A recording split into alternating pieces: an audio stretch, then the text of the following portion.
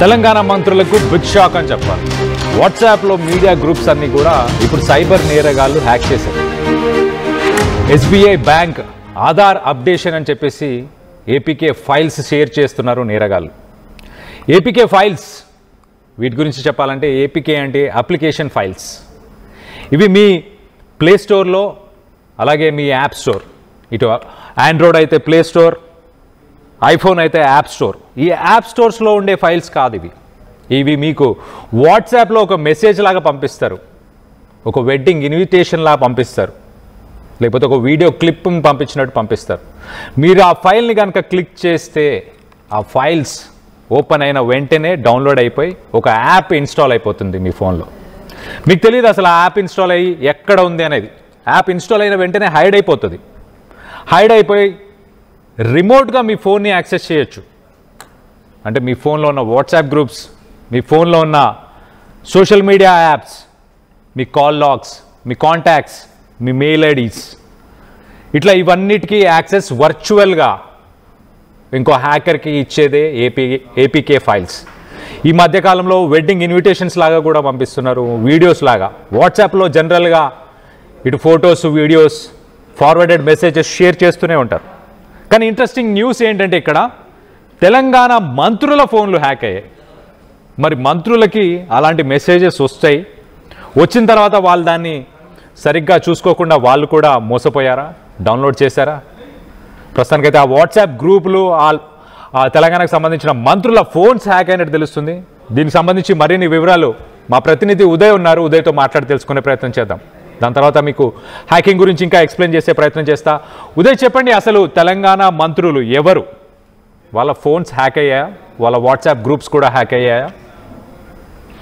కళ్యాణ్, తెలంగాణ రాష్ట్ర వ్యాప్తంగా WhatsApp గ్రూప్ల hacking ప్రస్తుతం కలకలం రేపుతుంది. ఏకంగా పలువురు మంత్రులతో పాటు ఏకంగా సీఎంఓ అధికారిక మీడియా గ్రూప్ కూడా హ్యాక్ అయినట్లు మనకు సమాచారం. ఎస్బీఐ ఆధార్ అప్డేట్ పేరిట వస్తున్నటువంటి ఏపీకే ఫైల్స్ ను డౌన్లోడ్ చేసుకోవడం వల్లే పలువురు మంత్రులు, అదేవిధంగా కేబినెట్ సభ్యులు కావచ్చు, సీఎంఓ వాట్సాప్ అధికారిక గ్రూప్ కూడా హ్యాక్ అయినట్లు ప్రస్తుతం సైబర్ నిపుణులు గుర్తించారు. ఇప్పటికే సైబర్ అధికార యంత్రాంగం కూడా అప్రమత్తమైంది. ఎవరెవరి ఫోన్లు హ్యాక్ అయ్యాయి, వాటిని సురక్షితంగా ఉంచేందుకు తీసుకోవాల్సినటువంటి అంశాల పట్ల ఇప్పటికే నిపుణులు రంగంలోకి దిగి ఆయా మంత్రులకు కావచ్చు, కేబినెట్ లో ఉన్నటువంటి సభ్యులకు, సీఎంఓ అధికారిక పిఆర్ఓలకు ఇప్పటికే సమాచారం ఇస్తున్నారు. ప్రధానంగా కొన్ని మీడియా హౌస్ల వాట్సాప్ గ్రూపులు కూడా హ్యాక్ అయినట్టు సమాచారం. ప్రముఖ జర్నలిస్టులు, ప్రముఖ మంత్రులు, కేబినెట్ లో కీలకంగా పనిచేసే మంత్రుల యొక్క ఫోన్లే హ్యాక్ అవ్వడం ప్రస్తుతం కలకలం రేపుతుంది. ప్రస్తుతం సైబర్ నిపుణులు కూడా ఎట్టి పరిస్థితుల్లో ఏపీకే ఫైల్స్ ను డౌన్లోడ్ చేసుకోకూడదని చెప్పి పెద్ద ఎత్తున సూచనలు కూడా జారీ చేస్తున్నప్పటికీ కొంత నిర్లక్ష్యం కావచ్చు, అవగాహన లోపం కావచ్చు కారణంగా చాలా మంది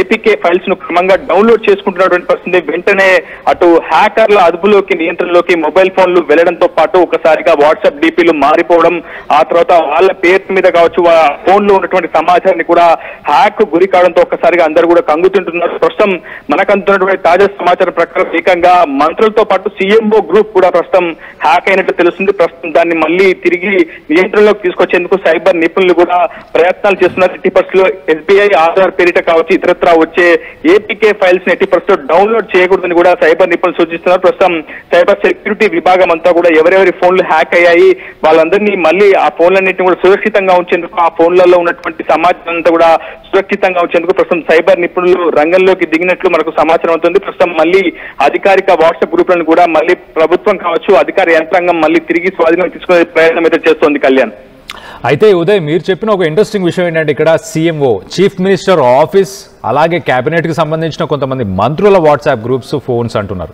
దాంట్లో చాలా కాన్ఫిడెన్షియల్ మ్యాటర్స్ ఉండొచ్చు. ఇటు తెలంగాణ రాష్ట్రానికి సంబంధించిన టెండర్స్, ప్రాజెక్ట్స్, డిస్కషన్స్, ఇప్పుడు ఆల్రెడీ ఫిరాయింపులు, ఎమ్మెల్యేల ఫిరాయింపుల గురించి కూడా డిస్కషన్స్ ఉన్నాయి. వీటన్నిటి గురించి కూడా చర్చించే అవకాశం లేకపోలేదు కదా. ఇటు సీఎంఓ చూస్తే కనుక ఇటు సీఎం రిలీఫ్ ఫండ్ గురించి కావచ్చు, సీఎంఓ నుంచే తెలంగాణ రాష్ట్రానికి సంబంధించిన ఐఏఎస్, ఐపీఎస్ అధికారులు కానీ, మంత్రులు, ఎమ్మెల్యేలు వీళ్ళందరికీ కూడా అక్కడి నుంచే ఇన్ఫర్మేషన్ వెళ్తుంది, అక్కడి నుంచే కమాండింగ్ వెళ్తుంది, అక్కడి నుంచే ఆర్డర్స్ కూడా, పాలసీ మేకింగ్ కూడా అక్కడి నుంచే, ట్రాన్స్ఫర్స్ గురించి కావచ్చు, ఏదైనా ఇన్ఫర్మేషన్ అక్కడి నుంచే వెళ్తుంది కదా. సో అలాంటి ఇన్ఫర్మేషన్ ఏమైనా ఆల్రెడీ ఇటు సైబర్ నేరగాళ్ళకి చిక్కిందా? దాని గురించి వాళ్ళు ఏమైనా మాట్లాడారా? ఎలాంటి ఇన్ఫర్మేషన్ ఇక్కడ షేర్ చేసుకున్నారు అని చెప్పి దీనిపై ఎవరైనా స్పందించారా ఇటు గవర్నమెంట్ నుంచి కానీ?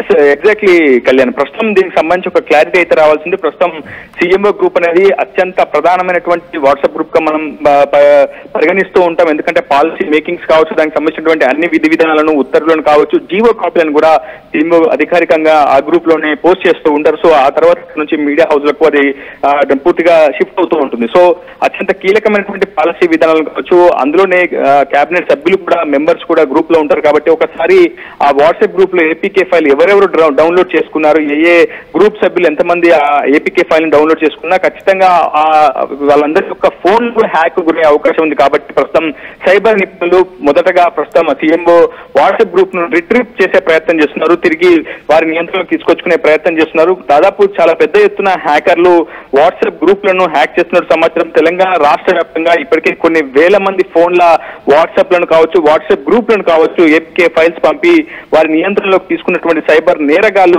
విచ్చలవిడిగా వాటిని వినియోగిస్తూ అందులో ఉన్నటువంటి డేటాను కూడా తస్కరించే అవకాశం ఉంది. అయితే ప్రధానంగా ప్రభుత్వ అధికార యంత్రాంగానికి సంబంధించి కావచ్చు, అనేక పాలసీ మేకింగ్స్ విషయంలో కావచ్చు, జీవోల విషయం కావచ్చు, బీసీ డెడికేషన్ కమిషన్ వంటి రిపోర్ట్ల విషయంలో కూడా ప్రభుత్వం గోప్యత పాటిస్తూ వస్తుంది. సో అటువంటి కొన్ని కాన్ఫిడెన్షియల్ ఇన్ఫర్మేషన్ కూడా అటు ఏపీకే ఫైల్స్ ద్వారా డౌన్లోడ్ చేసుకోవడంతో అవి సైబర్ నేరగాళ్లకు చిక్కే అవకాశం ఉంటుంది. కనుక ప్రభుత్వం కూడా వెంటనే అప్రమత్తమైన సైబర్ నిపుణులు కూడా, సైబర్ యంత్రాంగం కూడా పూర్తిగా రంగంలోకి దిగి మళ్ళీ తిరిగి ఆయా వాట్సాప్ గ్రూప్ లను రిట్రీవ్ చేసే ప్రయత్నం చేస్తుంది. ప్రస్తుతం ఎవరెవరి వాట్సాప్ గ్రూపులు హ్యాక్ అయ్యాయి, ఎవరెవరి మొబైల్ ఫోన్లు సైబర్ నేరగాళ్ల నియంత్రణలోకి వెళ్ళాలనేది ఇంకా స్పష్టంగా ఒక క్లారిటీ అయితే రావాల్సింది. ప్రస్తుతం మనకు అందుతున్నటువంటి అధికారిక సమాచారం ప్రకారం అయితే కొంతమంది మంత్రులతో పాటు ఏకంగా సీఎంఓ ఆఫీస్ వాట్సాప్ గ్రూప్ మాత్రం సైబర్ నేరగాళ్ల నియంత్రణలోకి వెళ్ళినట్లు మనకు సమాచారం అంతోంది. కళ్యాణ్.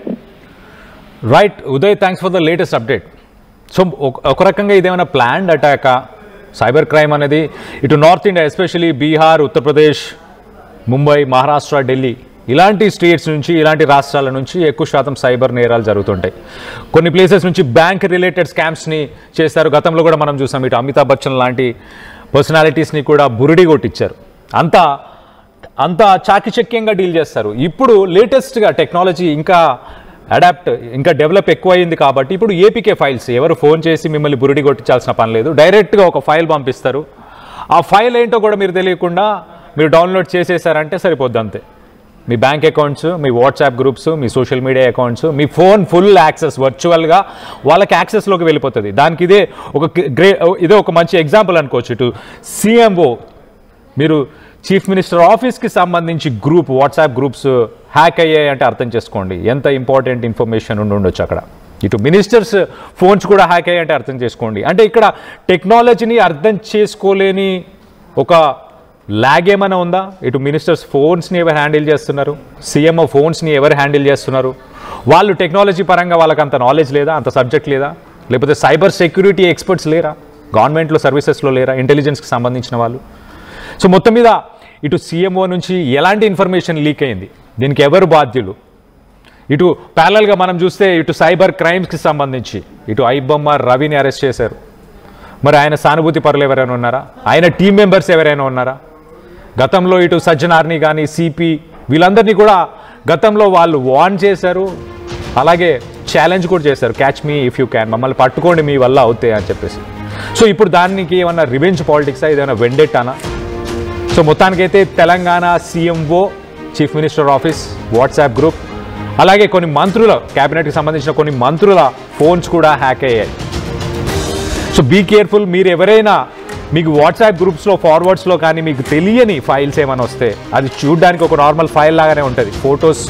ఇప్పుడు ఫొటోస్ కానీ అలాగే ఏపీకే ఫైల్స్ కానీ వీటిని ఆటో డౌన్లోడ్ ఆప్షన్ నుంచి తీసేయాలి. మీ వాట్సాప్ గ్రూప్స్లో ఆటో డౌన్లోడ్ అనే ఒక ఆప్షన్ ఉంటుంది.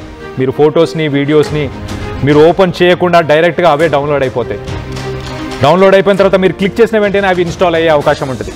మీరు ఆటో డౌన్లోడ్ అనే ఆప్షన్ని కనుక రిమూవ్ చేస్తే మీ వాట్సాప్ గ్రూప్స్లోకి వచ్చే కంటెంట్ని మీరు ఇనిషియల్గానే ఫిల్టర్ చేసేయచ్చు.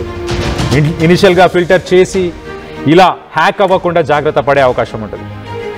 సో మొత్తం మీద తెలంగాణ మంత్రులకు సంబంధించిన ఫోన్స్ హ్యాక్ అయిపోయాయి. ఇటు సీఎంఓకి సంబంధించిన ఫోన్, వాట్సాప్ గ్రూప్స్ కూడా హ్యాక్ అయిపోయినట్టు తెలుస్తుంది. సో దీనికి సంబంధించి మీరేమనుకుంటున్నారు? దీంట్లో ఎవరి ఇన్వాల్వ్మెంట్ ఉంది? ఐదర్ నార్త్ ఇండియా నుంచి ఎవరైనా ప్లాన్డ్గా చేసిందా, అన్ప్లాన్డ్గా జరిగిందా, ఎలా జరిగిందని మీరు అభిప్రాయపడుతున్నారు? మీ అభిప్రాయాలను కింద కామెంట్ రూపంలో తెలియపరచండి. చరిత్ర సృష్టించినోడు ఇప్పుడు ఆ చరిత్రని తిరగరాయబోతున్నాడు. అబద్ధాల గోడల్ని బద్దల కొట్టి నిజాలను రాగా మీ ముందుంచబోతున్నాడు.